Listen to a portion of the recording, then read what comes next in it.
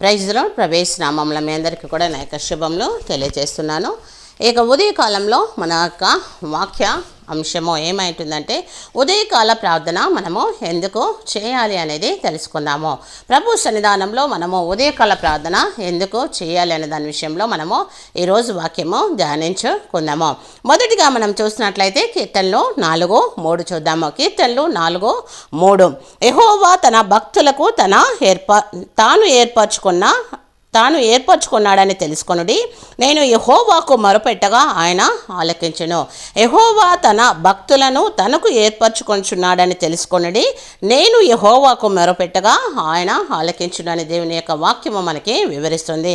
మన జీవితంలో సిద్ధపాటు కలిగి ఉండుట కొరకు, సిద్ధపాటు ఉండి మనము జీవించుట కొరకు, ఈ లోకంలో సిద్ధపాటు జీవితము కలిగి ఉండడము కోసము దేవుని యొక్క సన్నిధానంలో మనము ఉదయకాలంలో ప్రార్థించు వారమై ఉండాలి. దేవుని యొక్క సన్నిధానంలో మనము సిద్ధపాటు జీవితము కలిగి ఉండడం కోసము ఉదయకాల ప్రార్థన చేయవలసిన వారమై ఉంచున్నాము.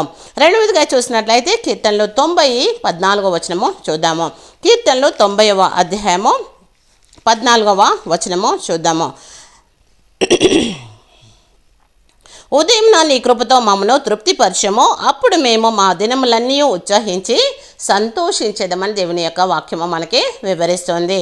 ఉదయం నీ కృపతో మమ్మను తృప్తిపరచము, అప్పుడు మేము మా దినములన్నీ ఉత్సహించి సంతోషిస్తామని దేవుని యొక్క వాక్యము మనకి వివరిస్తుంది.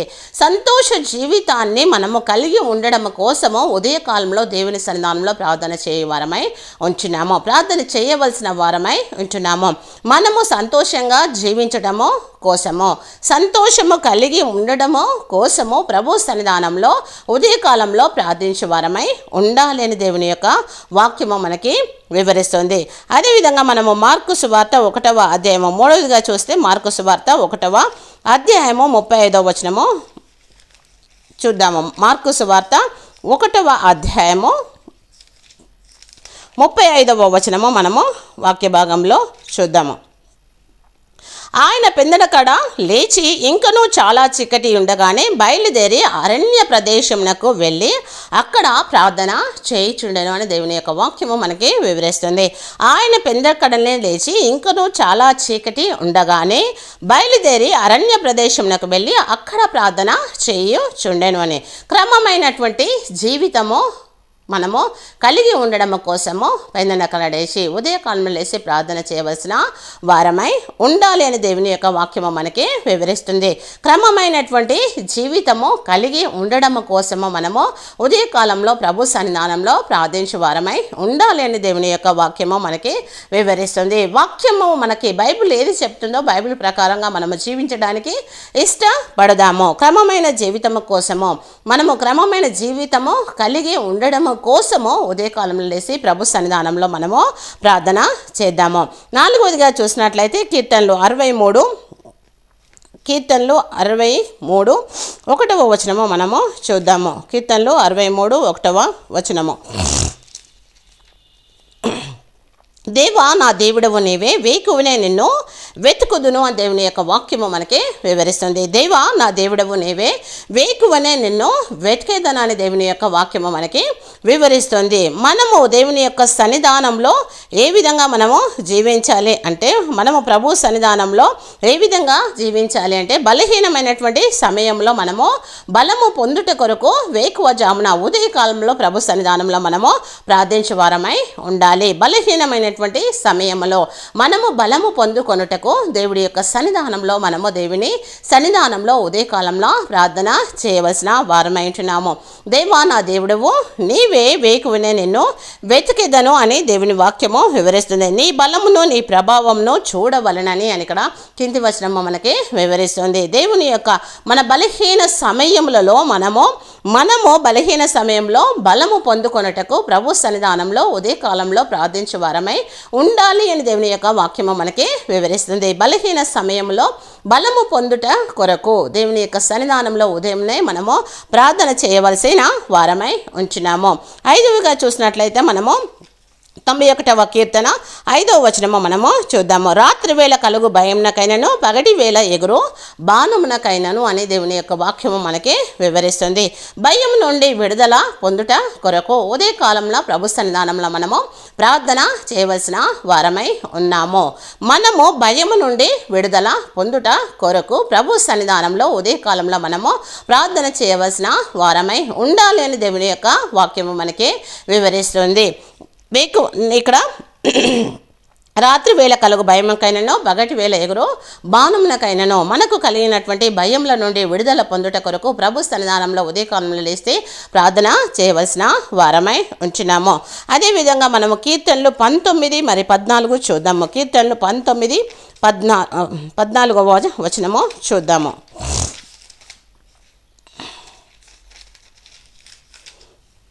కీర్తనలు 19, 14వ వచనంలో 6వదిగా చూద్దాం మనము. యెహోవా నా ఆశ్రయదుర్గమా, నా విమోచకుడా, నా నోటి మాటలను నా హృదయ ధ్యానంను నీ దృష్టికి అంగీకారం లగును గాక అని దేవుని యొక్క వాక్యము మనకి వివరిస్తుంది. యెహోవా నా ఆశ్రయదుర్గమా, నా విమోచకుడా, నా నోటి మాటలను నా హృదయ ధ్యానమును నీ దృష్టికి అంగీకారమగును గాక అని వాక్యము మనకి వివరిస్తుంది. దేవుని దృష్టికి మనము అంగీకారంగా ఉండుట కొరకు ప్రభు సన్నిధానంలో ఉదయకాలంలో ప్రార్థించవలసిన వారమై ఉంటున్నాము. ప్రభు సన్నిధానంలో మనము దేవుని దృష్టికి అనుకూలంగా మనము ఉండుట కొరకు ప్రభు సన్నిధానంలో ఉదయకాలంలో లేచి ప్రార్థన చేయాల్సిన వారమై ఉంటున్నాము. దేవుని దృష్టికి అంగీకారమైన జీవితంను కలిగి ఉండడం కోసము ప్రభు సన్నిధానంలో మనము ఉదయకాలంలో ప్రార్థన చేయవలసిన వారమై ఉంటున్నాము.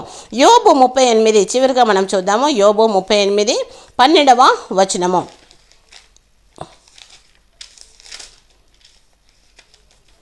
యోబు 38, 12వ వచనము.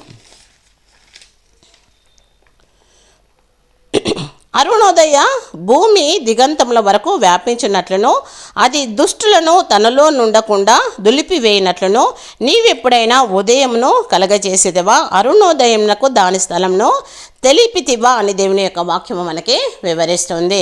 ప్రభు సన్నిధానంలో దుష్టత్వమునకు లోబడకుండునట్టుకు మనము ఉదయకాలంలో లేచి ప్రార్థన చేయవలసిన వారమై ఉంటున్నాము. దుష్టత్వమునకు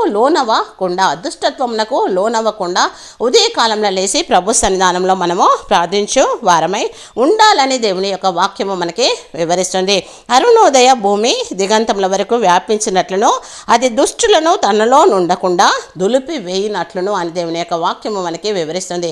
యోబు 38, 12లో కనుక దుష్టత్వమునకు లోనవ్వకుండునట్లు మనము ఉదయకాలంలో లేచి ప్రభు సన్నిధానంలో ప్రార్థించాలని దేవుని యొక్క వాక్యము మనకి వివరిస్తుంది. ఉదయకాలంలో మనము ఎందుకు ప్రార్థన చేయాలి, ప్రభు సన్నిధానంలో ఉదయకాలంలో మనం ఎందుకు ప్రార్థన చేయాలి అంటే, మొదటిగా సిద్ధపాటు జీవితము కలిగి ఉండడము కోసము ప్రభు సన్నిధానంలో మనము ఉదయకాలంలో ప్రార్థన చేయాలి. రెండవదిగా సంతోష జీవితము కలిగి ఉండడం కోసము ప్రభు సన్నిధానంలో ఉదయకాలంలో మనము ప్రార్థన చేయాలి. మూడవదిగా క్రమమైనటువంటి జీవితము కలిగి ఉండడం కోసము ఉదయకాలంలో ప్రభు సన్నిధానంలో మనము ప్రార్థన చేయవలసిన వారమై ఉంటున్నాము. నాలుగవది కదా, బలహీన సమయంలో మనము బలము పొందుకున్నటువంటి జీవితము కలిగి ఉండడం కోసము ప్రభు సన్నిధానంలో ఉదయకాలంలో మనము ప్రార్థన చేయవలసిన వారమై ఉంటున్నాము. ఐదవదిగా చూసినట్లయితే భయం నుండి విడుదల పొందుకొని కలిగిన జీవితాన్ని మనము జీవించట కోసము ఉదయకాలంలో ప్రభు సన్నిధానంలో మనము ప్రార్థించాలి. ఆరవదిగా దేవుని దృష్టికి అంగీకారమైనటువంటి జీవితమును కలిగి ఉండడము కోసము ఉదయకాలంలో ప్రభు సన్నిధానంలో మనము ప్రార్థన చేయవలసిన వారమై ఉంటున్నాము. ఏడవదిగా చూసినట్లయితే దుష్టత్వమునకు లోనవ్వకుండునట్లుగా మనము ఉండుట కోసము దేవుని యొక్క సన్నిధానంలో ఉదయకాలంలో మనము ప్రార్థన చేయవలసిన వారమై ఉంటున్నాము. నూతన సంవత్సరంలో ఒక ఒప్పందం చేసుకుందాము. ప్రభు సన్నిధానంలో ఉదయకాలంలో లేచి ప్రభు సన్నిధానంలో ప్రార్థించేటువంటి వారముగా ఉండుట కొరకు దేవుడు మనము సిద్ధపాటు కలిగి సంతోషము కలిగి క్రమమైనటువంటి పద్ధతిని కలిగి బలహీన సమయంలో బలము పొందుకొని భయం నుండి విడుదల పొందుకొని దేవుని దృష్టికి అంగీకారంగా దుష్టత్వముకు లోనవ్వకుండా మనల్ని కాపాడును గాక, దీవించును గాక, ఆశీర్వదించును గాక. దేవుడి ఇటు వాక్యమును మనందరి హృదయంలో ఫలింప చేయును గాక. ఆమేన్.